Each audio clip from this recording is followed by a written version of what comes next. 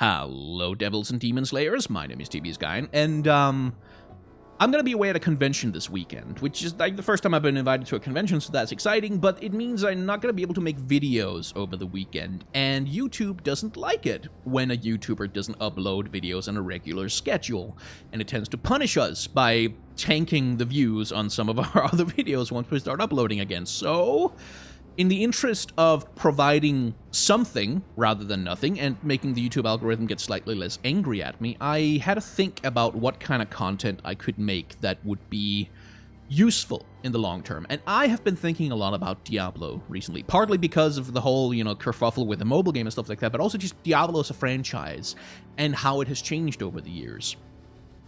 And so I thought I want to gather some footage, essentially, for a video maybe I'm going to make sometime down the line, which means I'm going to need a lot of gameplay footage in order to kind of get my points across. So, this is not Diablo from 1996, I think, when it was originally published. This is a mod called Beelzebub, which takes the original Diablo from 1996 and makes it playable on Windows 10 computers, which I appreciate in a great degree, because it's really not very playable and is really bloody difficult to record footage of the original Diablo if you try to run it on a Windows 10 PC. So, if you are familiar with the original Diablo from 1996, you might notice that there's a barbarian and necromancer who, for some reason, looks like Sean Bean, and there's an assassin, and they weren't really in the original 1996 Diablo, and you'd be quite right about that, because the mod here, besides doing some quality of life updates and making the game a lot easier to handle in modern systems, also does a lot of new content and a lot of rebalancing, and it changes the item system, and it adds a lot of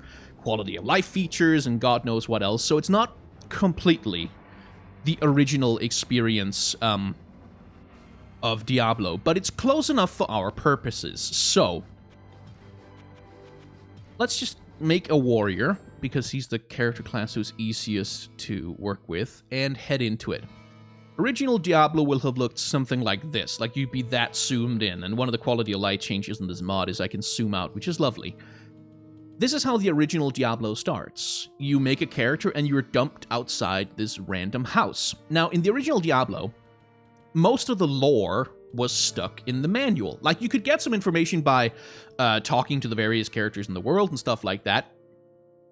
And they'll add, little bits of world building, but most of the lore was stuck in the manual, and the manual was big. Like, it was this massive brick of a thing. I remember spending a couple of hours reading it when I was a kid, and it's got all the world building details and all sort of the grander lore of the high heavens and the burning hells, and all that epic storyline goes on there. But as from your perspective, this is the first introduction you get to what's even going on in this game, and what the stakes are, and what you're supposed to be doing.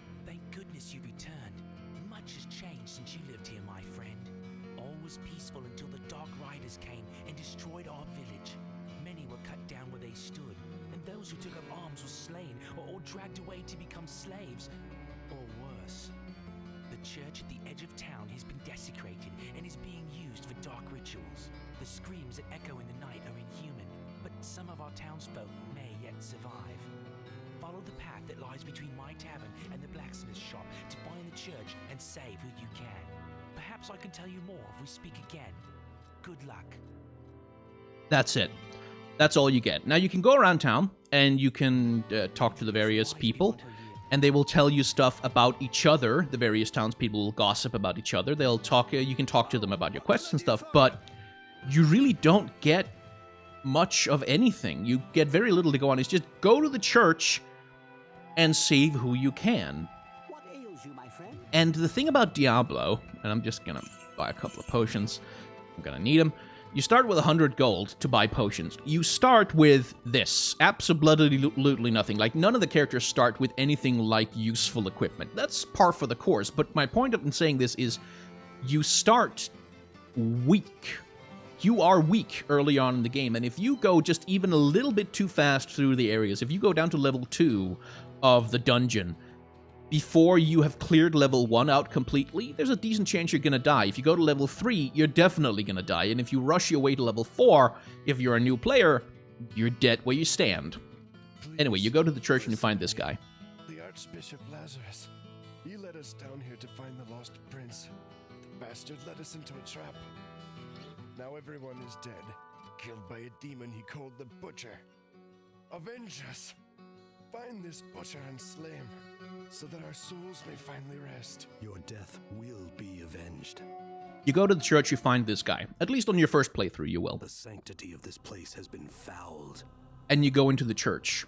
And this is the biggest difference, I think, in the feelings between the first Diablo and everything that came after, is that in the first Diablo, everything happens in this church. Like, everything, you go into the church, you find the stairs down, you go to level 2 of the church, level 3 of the church, level 4 of the church, then you go down, and then you find the catacombs beneath the church, and you go through those for 4 levels, and then you find the way down to the caves beneath the catacombs, beneath the church, and then you go down through those for 4 levels, and then in the caves, you finally find the way down into hell itself that has been opened by Diablo as part of his plot to, you know, destroy the kingdom by taking over the body of the king's son and yada yada.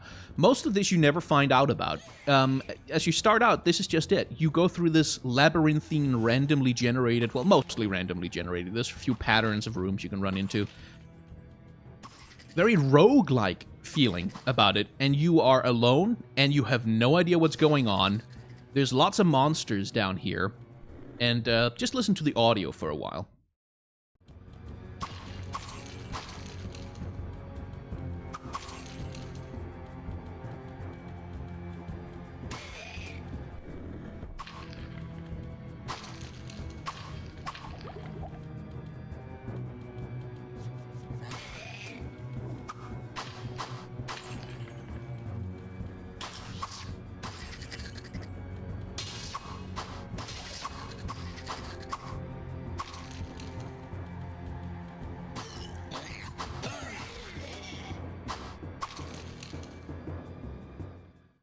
The audio is one of the things that the mod really doesn't do anything to change, which I'm glad about. Because this game has such a different feeling from any modern Diablo. Let's see, do I have any armor I can equip? That's good. Throw that away, I'm not going to need it. Throw that away, I'm not going to need it. There we go. This has such a different feeling. The first Diablo, to me, is a really small game. It's a really small scale game. You are not a destined hero. You are not prophesied.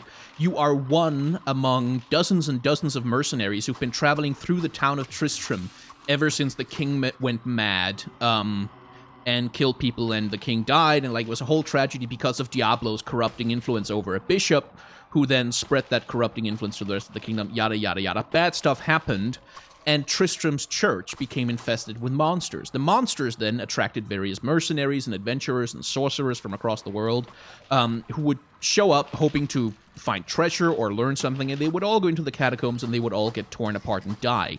You are one in a long line of hopefuls who are trying to make their way through the church and save the king's son. And as you get down into some of the lower levels, you will occasionally, you might find the corpse of a fellow adventurer who perished on their journey downwards.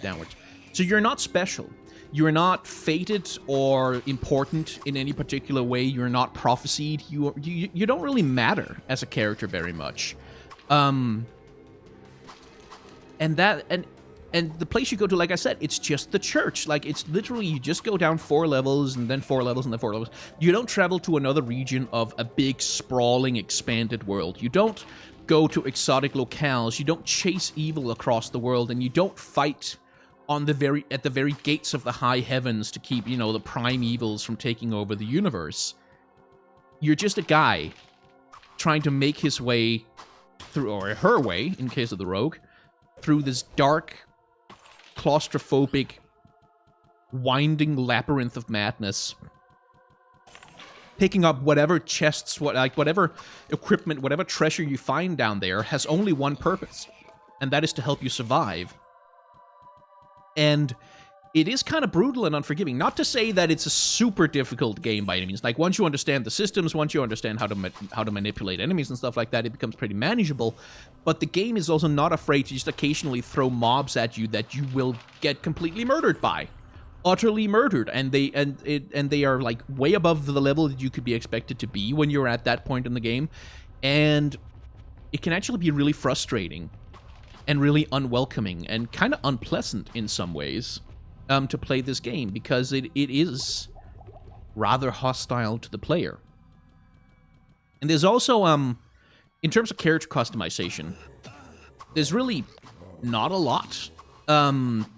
It was a big deal, by the way, in Diablo 2. I remember when that was first released, it was a big deal among me and my friends that every time you put on a new piece of equipment, you could see it on the character model.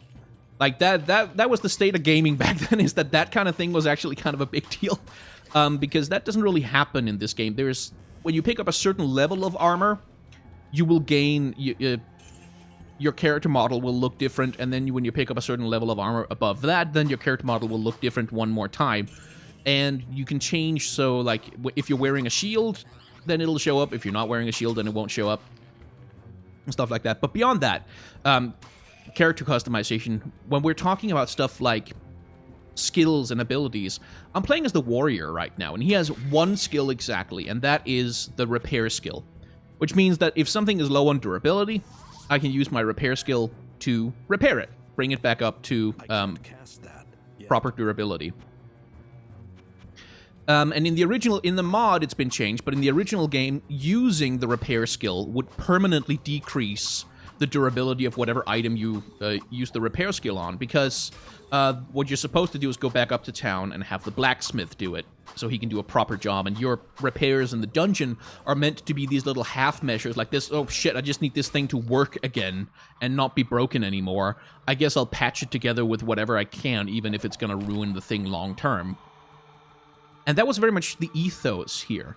So, in a lot of ways, and this is the most tedious thing you could ever say about a video game, in a lot of ways, the original Diablo reminds me of Dark Souls. And I should also stress that in the original resolution, the game would look something more like, I think, this on your screen. I like to be a little bit zoomed out. And you'd have the auto map that you could look at if you wanted, but really, you have this very zoomed-in view of these winding, same-looking corridors, and it's so easy to get lost. Even with the map, sometimes you can get a little bit confused. Where would I put this? And you have a very small inventory. Did I mention that?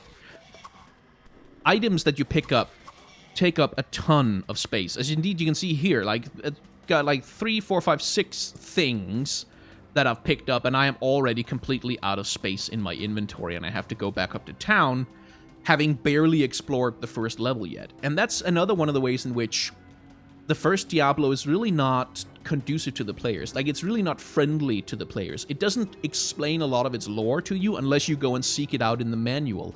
It doesn't especially want to be kind of new player friendly. It doesn't explain its mechanics to you. It doesn't really tell you how to play. It doesn't tell you that as the warrior, you are only, as the game goes on, you're only ever really going to be able to do single target damage. You're not going to have any area of effect damage because you're going to be terrible at spells.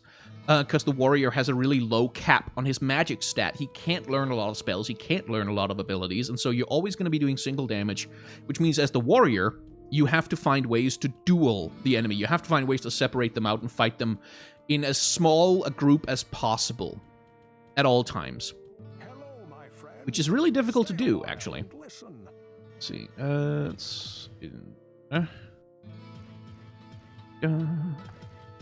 And hope that some of that is worth some money. Whoa, what can I do for you? Okay. Ah, damn it. Worthless. And he doesn't want that one. I can't sell it to him. The question is, do I want to use this as a piece of armor? Yes, I do. It has damage reduction. That's worth a lot. Does he have a better weapon for me? No, he does not. The game is kind of a closed book to you as a player. It really doesn't want to tell you what's going on. It lets you figure stuff out on your own. And that's the thing I really like about the class system in this game, and that's something I never realized when I was a kid, is that it's kind of a soft difficulty setting, in that if you play as the warrior, you're gonna have an easier time early on because he's got better sort of just raw damage resistance stat. Like he's got more health. He's got, you know, better ability to just hit enemies in the face with whatever weapon you pick up, and you don't have to worry about mana management, and you don't have to worry about any of that. Whereas with the rogue, you are a ranged attacker. You really don't want to get too close. You can also pick up weapons. The rogue is the middle ground. They get decent enough at magic that magic is useful, and they specialized in ranged weapons because they have a high dexterity stat. But as a ranged attacker, you have to fight very differently. You have to run away from enemies. You have to, you have to create distance. You have to not get surrounded and stuff. And you can't take as much damage. And then there's a sorcerer who's just useless in close combat. Completely useless in close combat, but who you very much, at the end of the game, you'll have so many different spells and so much mana that you'll be able to deal with any situation and do a lot of crowd control, which, again, the warrior sucks at. So the warrior is easy to start with. The sorcerer gets a lot easier later in the game. I'm glad I caught up to you in time. Our wells have become brackish and stagnant, and some of the townspeople have become ill drinking from them. Our reserves of fresh water are quickly running dry. I believe that there is a passage that leads to the springs that serve our town. Please find what has caused this calamity, or we all will surely perish. That's another quest.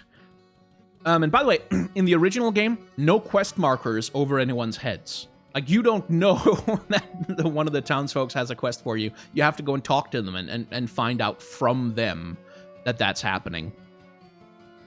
Let's increase the walk speed in town by just a little bit, just because, good lord, it's so slow. Like I said, I do appreciate the quality of life changes.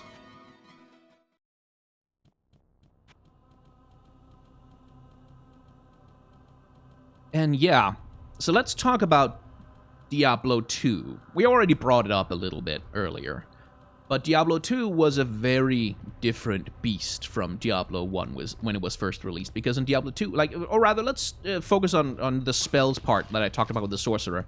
You learn spells in this game not by leveling up. Like, there's no skill points of any kind. You only get stat points when you level up, as well as you get healed. And so you have to be careful about where you allocate your stat points, because you need them in order to be able to equip better weapons and shit.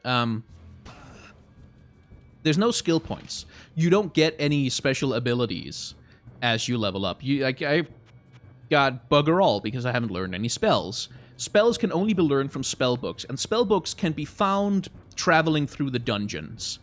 You can see there's a bookcase over here, and I picked up spell books earlier. And that's where you'll get, if you want any new abilities, you have to invest in your magic stat, and you have to pick up spells, which is why the sorcerer becomes more and more powerful as the game goes on.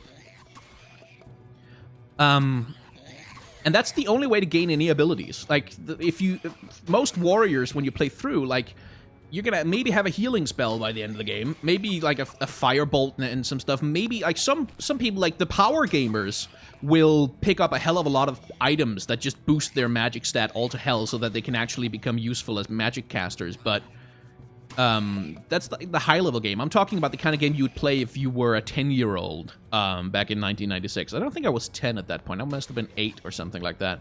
Playing this game with a shaky grasp on English, trying to figure out how it goes and how to play it. You'd end up with a warrior who goes through most of the game just having to click enemies to death, essentially. Doing mostly what's stat checks in duel situations. And it was all so small. It was all so simple. It was all kind of intimate in some ways. And then Diablo 2 comes around, and Diablo 2 was more of everything. More of everything, which is what you might expect from a sequel, right? That, oh, Blizzard has become a much bigger and better company, and they can do bigger and better things, so they're going to tell bigger and better stories by making everything bigger. So you spawn in the rogue camp, and you're chasing Diablo down. Diablo has infected the warrior from the first game, who at the end of the game takes Diablo's soulstone, and he has become infected by Diablo, and Diablo's controlling him, and now Diablo's traveling across the world as the Dark Wanderer, and you must chase him down all across, like the original West March, which is the place that this part of the game is set in, and with the rogues and the camp, and then you have to go to Lut Gholein and the Desert Kingdom, and then you have to go to the Jungle Kingdom, and then you have to go to the High Heavens and the borderland between heaven and hell. in Pandemonium, and it became this much bigger thing where you become swept up in like world-spanning events. In this game, you're only really trying to save the town of Tristram. Like, really, that's insofar as any of our characters have motivations, that's about it. It's just save the town of Tristram from Diablo's curse, essentially. And in that sense, it had so much more in common with a horror game, essentially, because it really is just this lonely process of just you versus these awful creatures at the bottom of the world, trying to scrabble your way through against rather terrible difficulty and rather terrible odds. I'm doing a very stupid thing here. I'm almost allowing myself to get surrounded. Which, if you do get surrounded and you don't have a decent set of armor on, you're just gonna get hit stunned and you're just gonna die. They're just gonna kill you outright because you're never gonna be able to strike back. And that's, again, one of the things that this game is about from a mechanical standpoint. It's not so much about just clicking all the time. It's not about using your abilities correctly. It's about positioning. Like, positioning is massively important in the original Diablo as far as being effective in combat goes. You can't let yourself get surrounded. You have to take cover when there's ranged enemies around because they will hit you. Which is another interesting thing, is that ranged enemies can't miss. Or rather, they can miss, but you have to dodge their projectiles. If you get hit by the physical projectile that they launch, then you're going to take damage. And that's a really easy way to die at some points in this game, is if you get overwhelmed by ranged attackers. Especially the damn toxic spitting hounds that we're going to encounter in the catacombs if we get this far. And so, in the cathedral, you run into, like, you saw libraries and bookcases and stuff like that previously. Here we have the murky pool, which gives me infravision. And there's all kinds of, here in the mod, they've added these UI elements to tell me exactly what I've got going on and what it does and how it works and how long it's going to last. But in the original game, you click on one of these shrines that you find down here, and it'll just give you this cryptic message in text that says, you know, the dark of the night is fallen away or something like that. And then you kind of have to figure out what the hell the thing that you clicked on did and how it has changed what's going on with you. And right now I'm getting surrounded by multiple enemies already because I've run into an elite who, as you can see, not only regenerates health, but is really bloody difficult to take down. And I'm getting attacked by ranged attackers. Okay, this is gonna take a while. Good lord, come on. Die. Thank you. Jesus. And that pool gave me infravision, which means I can see, like, basically around corners and stuff like that, which is useful enough for figuring out, you know, what kinds of mobs are around. Oh boy. That's another thing the mod has changed, by the way, is that there's just a lot more enemies around in general.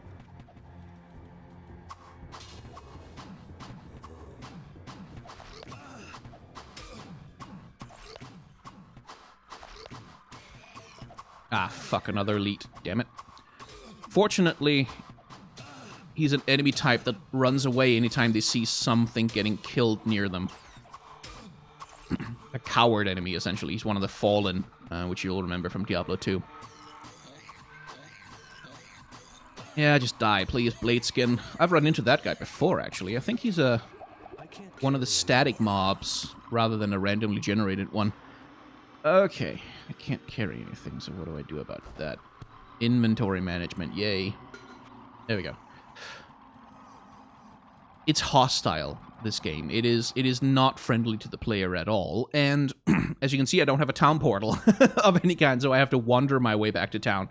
I should actually have bought a scroll of town portal before I went down here. And again, in the original game, town portal was a scroll that you had to buy, and you had to buy scrolls of identification as well if you wanted to identify anything while you were in the dungeon. And because your inventory is this tiny, even picking up like a few scrolls could actually cause some issues in terms of what you were able to carry around. There we go. I should go get some town portal.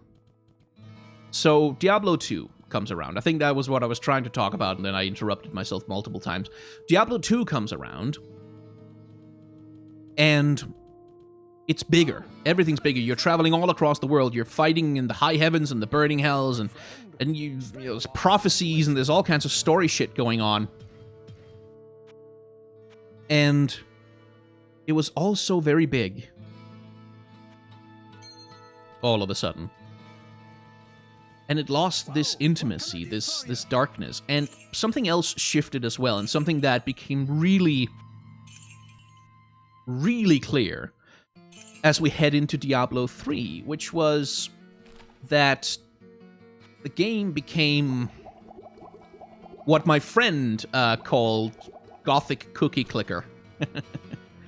And we'll talk about that in the next episode, because it's about 25 minutes, and I think that's a pretty good thing for an introduction. Now, I know that this is not the regular content, and it might not be exactly what you hope for from this channel, but again, I'm kind of just trying to fill out some time slots so YouTube doesn't punish me too heavily for going away for a while. So anyway, like, if you want to, you can hit a like button down below. If you want to hit the dislike button, I'm not going to serve you up with a crazy story here, because like, that's okay. This is not the regular type of content, so I'm okay with that. Patreon, subscribe, I hit the like button, blah, blah.